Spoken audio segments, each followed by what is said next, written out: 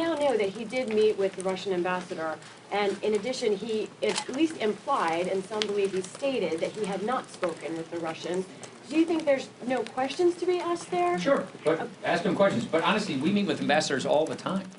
I mean, I did a reception about 100 yards that way with like 100 ambassadors last year. I don't even remember which all the ones I met with and took pictures with.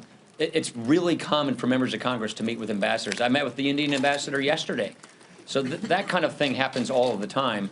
As to the rest of it, I would just defer you to Jeff Sessions and the Senate Judiciary Committee.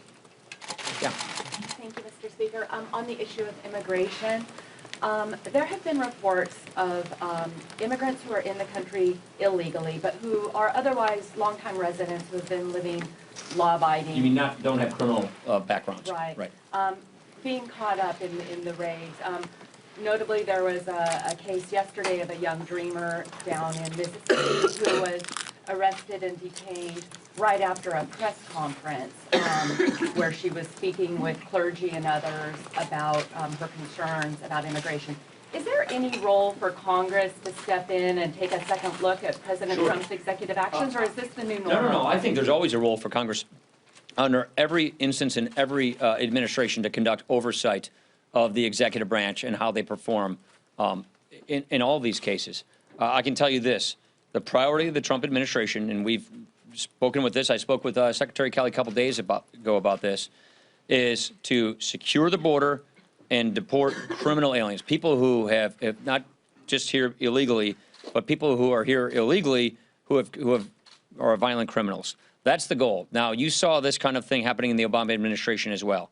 Sometimes people slip through the cracks, but the priority and the goal is to not go out there and deport dreamers. The priority and the goal is to secure the border and deport people who are violent criminals who are making our communities less safe. So what can Congress do? Manu. Mr. Speaker, if there really is nothing there on the whole Russia issue, why not just allow a special prosecutor to investigate this We don't to have that ensure? law. Second of all, But you could pass a law to establish. my own view is you have to protect the sources and the methods of our intelligence gathering capabilities, especially with adversaries like Russia. And that is why the Committee of Jurisdiction, which is supposed to protect those methodologies, should be the Intelligence Committee.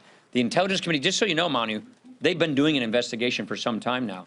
They just recently added more scope to that investigation on a bipartisan basis. So you have Adam Schiff, the ranking member, Devin Nunes, the chairman, agreed to the scope of an investigation going forward. That is exactly where, from the Congress standpoint, that investigation should occur. Because remember, at the end of the day, we have to protect our intelligence assets. We do not want to compromise our sources and our methods of getting intelligence from any adversary, let alone Russia. Do you oppose a special prosecutor? We don't even have the law. Hey there, thanks for checking out CNBC on YouTube. Be sure to subscribe to stay up to date on all of the day's biggest stories. You can also click on any of the videos around me to watch the latest from CNBC. Thanks for watching.